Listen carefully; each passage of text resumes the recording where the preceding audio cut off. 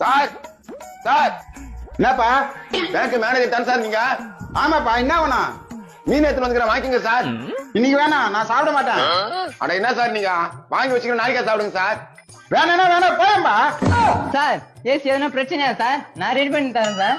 எப்பா ஏசுனா எந்த பிரச்சனையும் இல்ல. பிரச்சனை வரதுக்கு முன்னாடி நான் ரெடி பண்ணி தரேன் சார். தபர்ப்பா தேவைப்படும் போது நான் கூப்பிடுறேன், கம்மன் போங்கப்பா.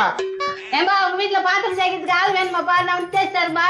என்ன காலையில வம்பு பண்றீங்களா? எனக்கு தேவைப்படும் போது நானே கூப்பிடுவேன், கம்மன் போங்க. என்ன சார் சொன்னீங்க?